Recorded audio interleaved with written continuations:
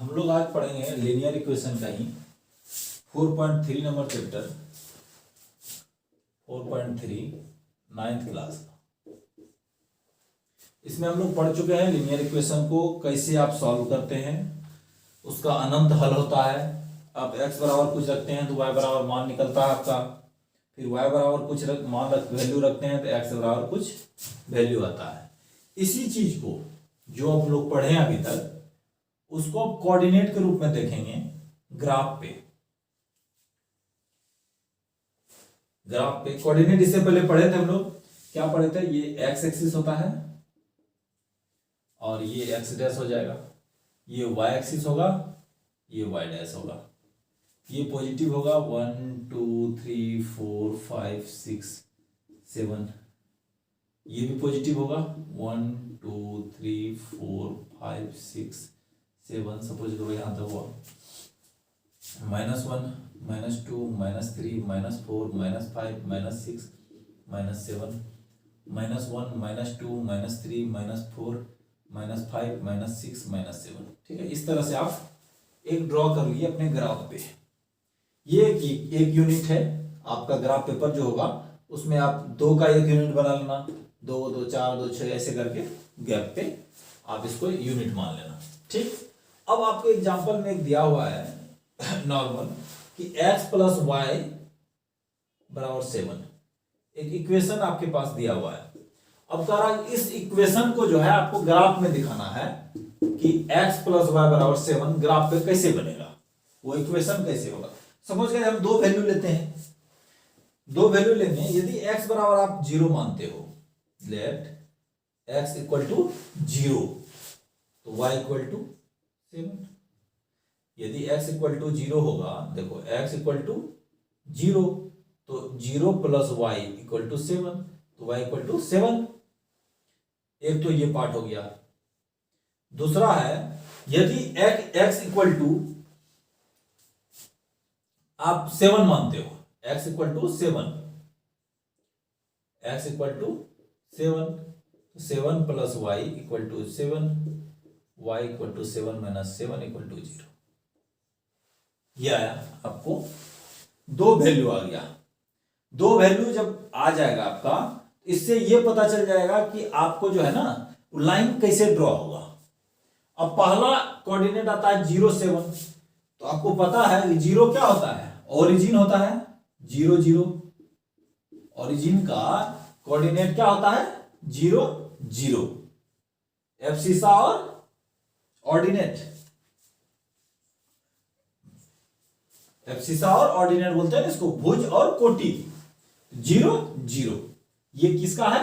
Origin का। इसको क्या बोलेंगे? ओरिजिन। ठीक, यहां तक आपका क्लियर हो गया।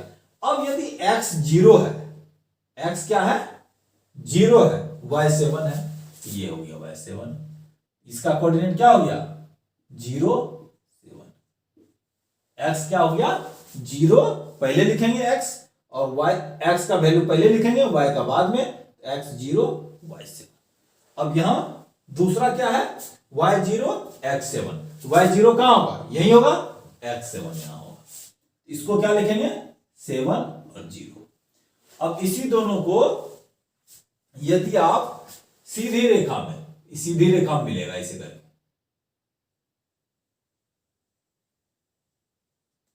ये लाइन कहां तक जाएगा? अनंत तक चला जाएगा, चलता चला जाएगा। इसको क्या बोलेंगे? x plus y equal to 7। ये आपका इक्वेशन एक ड्रॉ हो गया। इसमें आप 2 पॉइंट ले लो और 2 पॉइंट लेने से या 3 पॉइंट लेने से आपको ये पता चल जाएगा कि ये लाइन कहां जाएगा। 2 पॉइंट से आपको 90% पता चल जाएगा ये कहां जाएगा, और उसके अकॉर्डिंगली आप अपना स्केल लगाओ और स्केल से इसको सीधा खींच दो जहां तक जाए। ये ऐसा नहीं इसका एक ही वैल्यू, आपको पता है कि इसका कितना अनंत वैल्यू होता है, ये चलता चला जाएगा। अब जो वैल्यू आप रखोगे, सपोज क्या x बराबर 1 रखते, एक और वैल्यू लेते हैं, देखो x बराबर 1, y बराबर 6,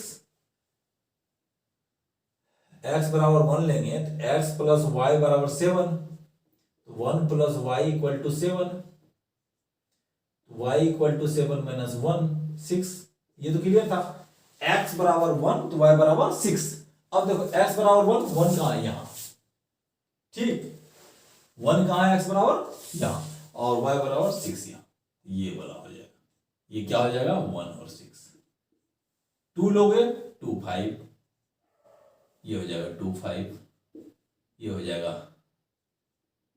4 3, सॉरी 3 4, ये हो जाएगा 3 4, फिर क्या हो जाएगा? 4 3, यहां हो जाएगा 4 3। इस तरह से आप जो जो वैल्यू लेते जाओगे अपने लेंथ सब इसी पे रहेगा। जितना है आप माइनस में लो, माइनस में आ जाएगा, लेकिन यहां आ जाएगा, फिर यहां आ जाएगा, यही लाइन रहेगा आपका। ये चेंज नहीं होगा, वैल्यू आप कितना भी निकाल लो। ये जो लाइन खींचा गया है इक्वेशन का, लाइन यही रहेगा आपका। वैल्यू अपने आप, ये -4 लोगे आप, -4 से ऐसे ड्रॉ होगा, फिर यहां आके कुछ न कोई वैल्यू आएगा और ये मिल जाएगा। यहां पे -4 से आपका इस जगह पे ये प्रतिच्छेद करेगा, यहां कटेगा ये। ठीक, तो ये हो गया आपका वैल्यू। अब आप इसमें बस इतना ही जानना है कि आप निकालते कैसे हैं। पूरा चैप्टर इसको पढ़ेंगे आप। 9 क्वेश्चन दिया हुआ है। 9 क्वेश्चन में 9 का 9 फुल्ली इसी में बेस्ट है। इतना ही आप, यदि इसको आप समझ गए ढंग से तो आपको कहीं कोई परेशानी नहीं होगी। नहीं समझे तो दिक्कत है। 8 नंबर क्वेश्चन है, एक 8 नंबर क्वेश्चन है आपके बुक में कि अमेरिका में जो है, अमेरिका एंड कनाडा में टेम्परेचर को मापा जाता है फ़ारेनहाइट से। ठीक है, अच्छा बात कर रहा है। अमेरिका, यूएसए एंड कनाडा में, ठीक है, टेम्परेचर को मापा जाता है किसमें? फ़ारेनहाइट में। ठीक, और इंडिया में ना मापा जाता है केल्विन में। केल्विन की सेल्सियस किसमें लिखा है? सेल्सियस में, सेल्सियस। ठीक है, सेल्सियस में मापा जाता है। ये इसका सिंबल हो गया C, फ़ारेनहाइट F। ये दो चीज दिया हुआ है, यहां मापा जाता है कि अमेरिका में F, इंडिया में C। ये क्लियर है। उसके बाद एक लीनियर इक्वेशन दे दिया है, जो दोनों का एक इक्वेशन दिया, दोनों को जोड़ के, Fahrenheit equal to 9/5 C Celsius plus 32। ये एक इक्वेशन दिया, Fahrenheit equal to 9/5 C plus 32। हो सकता है ये सही भी हो, फिजिक्स के अकॉर्डिंगली हो सकता है, मे बी। अभी यहां पे आपको याद नहीं करना है ये, यहां पे आपको जो वैल्यू रखोगे उसके अकॉर्डिंगली इसका मान आएगा। अब यहां फ़ारेनहाइट है आपके पास, एक नॉर्मल जो है इक्वेशन दिया हुआ है। ठीक, अब आप इसको या तो फ़ारेनहाइट को, सेल्सियस को बाएं तरफ ले लो, इसको ऐसे भी लिख सकते हो, Fahrenheit minus 9/5 C equal to 32। ये भी हो जाएगा। यदि 32 को आप बाएं तरफ ले लो, 0 कर लो, उससे भी हो जाएगा। अब आपको समस्या ये है, आप सोचो कि सेल्सियस जो है आपके लिखा हुआ, इसमें ऐसा संख्या लिया जाए जो 5 से डिवाइड हो जाए। यदि ये 5 से डिवाइड हो जाता है, ठीक है, ऐसा संख्या लेते हैं जो 5 से डिवाइड हो जाए, आपको इसका सॉल्यूशन निकालने में बहुत आसानी हो जाएगी। इसीलिए ध्यान ये रखना है कि किसी भी इक्वेशन को जो आप सॉल्व करते हैं ना, तो डिनोमिनेटर जो है, हर जो है ऐसा संख्या आप चयन कीजिए कि आपका जो डिनोमिनेटर है वो क्या हो, पूरा जो है कट जाए। ठीक, पूरा डिवाइड कर दे उसको। अब सपोज करो, आपको यही बताते हैं इसको, आप सेल्सियस, फ़ारेनहाइट, ठीक, ले लिया आपने। इसमें पहला क्वेश्चन कह रहा है कि ग्राफ भी बनाना है, एक्स एक्सिस पे, वाई एक्सिस पे क्या क्या लिखा हुआ है। ठीक है, तो जो भी है सबका वैल्यू निकाल देंगे। अब यदि आप यहां 10 लेते हो, सपोज करो सेल्सियस कितना लिए, वैल्यू 10। ठीक, सेल्सियस का वैल्यू 10 लेंगे तो 5 फ़ारेनहाइट यहां है, -9/5 × 10 बराबर 32 ऐसे लिखा हुआ है। तो ये हो जाएगा कितना 2 18 माइनस 18 यहाँ प्लस 18 हो जाएगा, कितना हो जाएगा 0 50। फ़ारेनहाइट कितना हो जाएगा 50। ठीक, दूसरा है यदि आप इसको 5 ले लो, ठीक है 5 लोगे क्या हो जाएगा फ़ारेनहाइट माइनस 9/5 इंटू 5 बराबर 32। 5 कैंसिल हो गया, फ़ारेनहाइट इक्वल टू 32 प्लस 9 बराबर 41। ठीक, अब आगे चलते हैं। 0 ले लो, 0 ले लिया क्या हो जाएगा 32। ठीक, 0 लिए क्या हो गया 32। आपके पास 3 जो है ऑप्शन यहां पे आ गया। अब आप इसमें इसी में आप सोचो कि इसको जो है ग्राफ के रूप में कैसे दिखाएंगे। अब यहां 50 आ गया, यहां 1 2 ले रहे हैं, तो हम क्या करेंगे इसमें 10 20 30 40 50 लेंगे और ऊपर भी 10 20 30 40 50 लेंगे। तो इससे क्या हो जाएगा ग्राफ तैयार हो जाएगा आपका। देखिए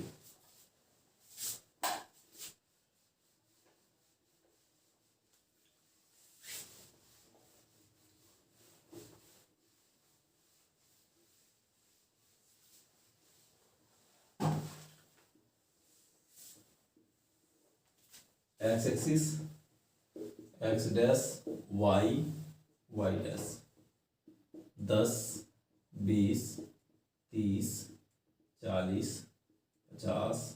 ठीक है 50 तक लिखो 10 20 30 40 50। ठीक, यहां तक क्लियर हो गया आपका। अब देखिए सेल्सियस आप सपोज करो सेल्सियस को आप एक्स एक्सिस पे ले रहे हो, क्या लिख रहा है Celsius for x axis and Fahrenheit for y axis. तो सेल्सियस को आप एक्स एक्सिस पे लोगे, ये क्या है सेल्सियस का है। ठीक, और ये किसका है फ़ारेनहाइट का है, दिया हुआ क्वेश्चन। ठीक, अब सेल्सियस 10 लेना है, ये 10 ले लिया आपने। ठीक, और फ़ारेनहाइट 50, तो ये कहां जाएगा यहां, देख लीजिए पॉइंट यहां हो गया। इसको क्या बोलेंगे 10 और 50। ठीक, उसके बाद फिर कह रहा है सेल्सियस 5, ये हो जाएगा 5।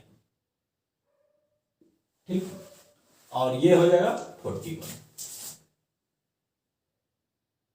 ठीक, यही होगा इसी आसपास, ये हो जाएगा 5 41, ये हो जाएगा। ठीक है,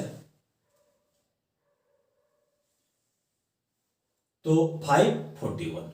अब अगला क्या क्वेश्चन कर रहा है 0 32। 0 0 हो गया एक्स एक्सिस, ये हो जाएगा 32। ठीक 32। अब चूंकि ये हमारा ग्राफ उस टाइप से नहीं है क्लियर, तो ये क्या हो जाता इस तरह से ये मिल जाएगा, ऐसे करके जाएगा ये। ठीक, इधर भी जाएगा। जिस जिस तरह से वैल्यू बढ़ता जाएगा उस तरह से आपका इक्वेशन ये बनता चला जाएगा। ठीक है, आपका इस तरह से ग्राफ, यदि ग्राफ पेज पे रहता तो ये बहुत अच्छा क्लियर निकल जाता। अब दूसरा ये है कि इसी में दूसरा क्वेश्चन दे रहा है if the temperature of 30 degree Celsius, temperature जो है 30 डिग्री सेल्सियस हो जाए तो what is the temperature of Fahrenheit. मतलब आपको सेल्सियस कितना दे रहा है 30 दे रहा है, फ़ारेनहाइट कितना हो जाएगा, तो फ़ारेनहाइट हो जाएगा F equal to 9/5 into 30 plus 32। ठीक, सेल्सियस का कितना 30 डिग्री सेल्सियस दे रहा है, 54 प्लस 32 6 86 फ़ारेनहाइट, कितना हो जाएगा 86 फ़ारेनहाइट। तो आप इस तरह से सवाल बनाइए, इस सब सवाल जो है आपका इजी गोइंग बन जाएगा। यदि नहीं बनेगा तो आप फिर भेजेंगे, फिर से वीडियो बना देंगे आपका। आगे भी देख लीजिए, फ़ारेनहाइट यदि 95 है तो सेल्सियस कितना हो जाएगा, यदि ये 95 है तो सेल्सियस कितना होगा। सपोज करो 95 माइनस 9/5 C इक्वल टू 32, ये भी क्वेश्चन निकाले थे ना। ठीक, अब आप देखो इसको ले चले जाओ उस साइड, प्लस में आ जाएगा 9/5 C इक्वल टू, इसको ले प्लस उसको आएगा minus, 95 minus 32 equal to 3 6 9 into 7 मस्त, 9 into 7 63 C equal to 7 into 5 C क्या हो जाएगा 35 हो जाएगा। यहां देखो यदि C 30 लिए थे तो क्या आया था फ़ारेनहाइट 86, C 35 लिए फ़ारेनहाइट आया कितना 95। ठीक, तो आपका इस तरह से जो है आंसर निकल जाएगा। आप इसको बनाइए। If the temperature of 0 degree Celsius what is the temperature of Fahrenheit, and if the temperature of Fahrenheit 0 degree Fahrenheit what is the temperature of Celsius, if the Celsius 0 Fahrenheit 32। ठीक, एक clear है यहां पे, यहीं पे निकला हुआ है। यदि सेल्सियस आप 0 लिए फ़ारेनहाइट कितना निकल गया था 32। अब क्या कर रहा है कि फ़ारेनहाइट 0 लीजिए, फ़ारेनहाइट 0 लेते हैं, फ़ारेनहाइट 0 लेंगे तो सेल्सियस कितना होगा, सेल्सियस तो माइनस में जाएगा भैया। देखो फ़ारेनहाइट 0, ठीक, यहीं पे देते हैं, ये 32 यहां चला जाएगा तो माइनस 32 इंटू 5/9, यही हो जाएगा ना।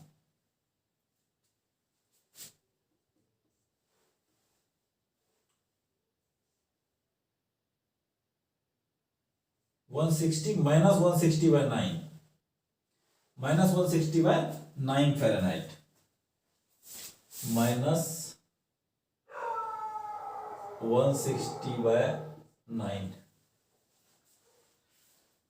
माइनस 160/9। अब इसको पुट कर दो, देखो एक बार निकलता है कि नहीं निकलता।